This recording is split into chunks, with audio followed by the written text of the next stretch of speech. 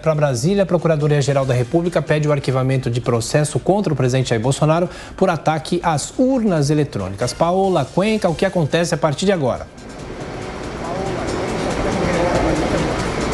Olha, agora a ministra relatora desse processo, Rosa Weber, vai decidir se de fato aceita então esse parecer da Procuradoria-Geral da República e não faz então a abertura dessa investigação sobre as falas feitas pelo presidente da República, Jair Bolsonaro, no dia 27 de abril, ali no Palácio do Planalto. Ele estava participando de um ato em defesa da liberdade de expressão, um ato que também foi entendido como uma defesa do parlamentar Daniel Silveira, e naquele momento ele falou que existiu uma sala secreta de apuração de votos dentro do Tribunal Superior Eleitoral, e foi quando ele sugeriu a presença das Forças Armadas nessa contabilização de votos para garantir uma segurança, uma transparência maior nas eleições que acontecem em outubro deste ano.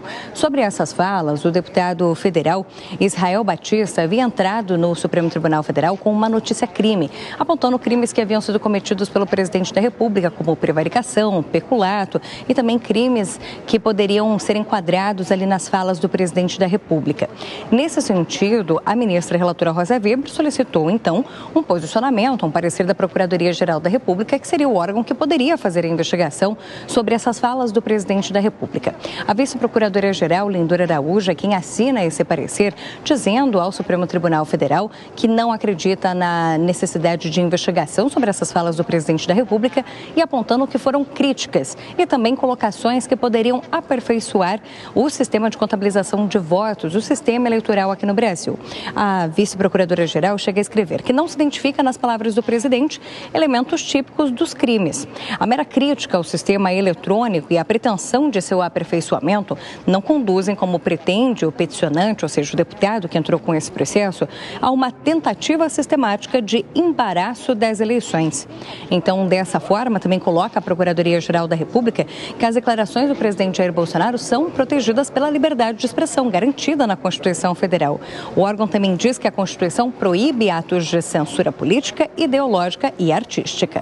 Paola Cuenca de Brasília, agora girando os nossos comentaristas sobre esse assunto, Cristina Grêmio, e essa posição da PGR, o que pode acontecer a partir de agora, nessa grande discussão sobre o que é opinião, o que é fake news e o que é esse debate que teremos até as eleições. Essa discussão vai continuar e vai continuar eternamente, é uma discussão da sociedade. Agora, o que a gente precisa se atentar é para os fatos.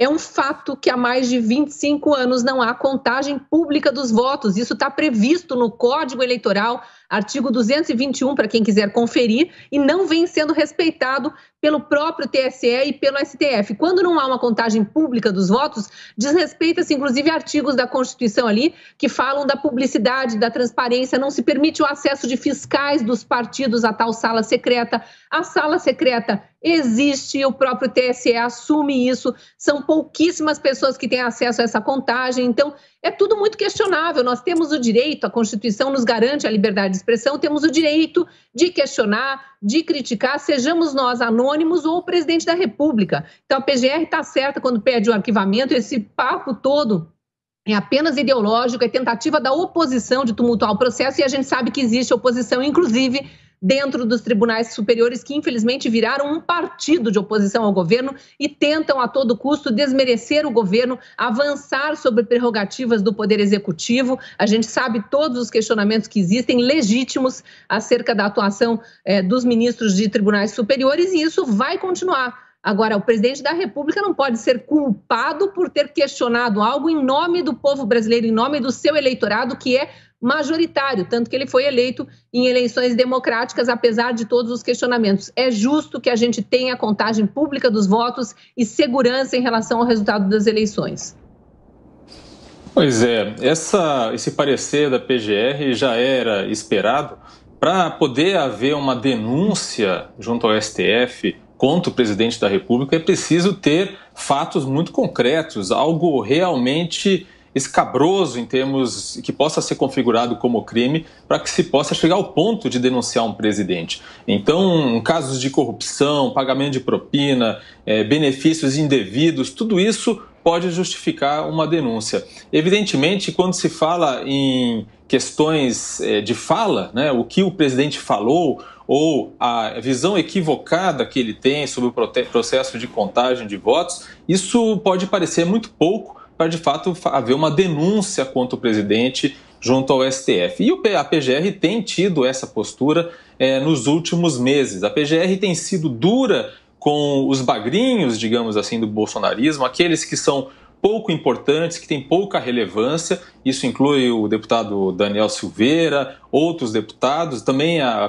convicção aí da PGR, por exemplo, de que deve ser mantida a cassação do deputado estadual Francisquini. Com relação ao que o presidente disse, é de fato equivocado, é uma tentativa de jogar uma cortina de fumaça sobre o processo eleitoral esse que ele tem dado mostras de ter medo, né, porque ele tem dado mostras de que não será um bom perdedor caso seja derrotado nas urnas. E, de fato, o TSE, ao contrário do que disse a Cristina, já disse que não existe sala secreta e a totalização dos votos pode ser conferida por qualquer partido com base nos boletins de urna. Então é basicamente impossível que a chamada sala secreta, como se diz por aí, chegue a um resultado diferente daquele que é a soma dos votos contidos nos boletins de urna. Tá correta a análise do Diogo e, sobretudo, da Cristina sobre o cenário como um todo.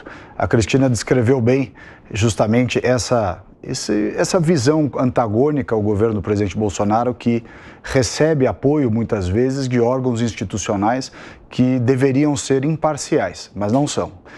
Por outro lado, o Diogo também disse algo verdadeiro.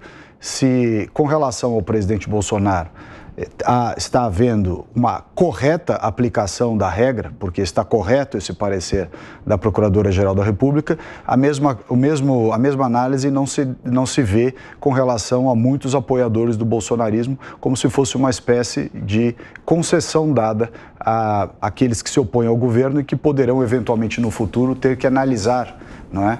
Acessos de indicados a vagas que são submetidas à sabatina do Senado Federal. Mas, de todo modo, o que a gente vislumbra aqui é realmente uma situação em que o Ministério Público, nesse caso a denúncia contra o presidente da República, o Ministério Público tomou a posição correta. Não se pode criminalizar uma fala, até porque é uma fala que grande parte, ou pelo menos uma boa parte, dos brasileiros também tem.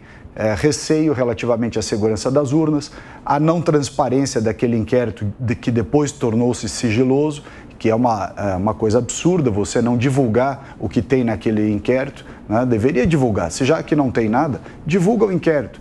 Também foi um absurdo a ingerência do ministro Barroso na votação do Congresso Nacional acerca do comprovante impresso do voto eletrônico, e muitos, inclusive, dizem que não se deveria votar o voto impresso. Nunca se cogitou votar o voto impresso. Isso é mentira. O que se pretendia era ter um comprovante impresso ao lado da urna eletrônica para que você pudesse, eventualmente, fazer a conferência, não só na hora do voto, mas, eventualmente, a recontagem. E aqui a Cristina acerta novamente ao dizer que a lei, o Código Eleitoral, melhor dizendo, exige que haja uma contagem pública dos votos. Esse sistema, com maior transparência, é exigência legal e ela não vem sendo cumprida. Isso é absolutamente verdadeiro.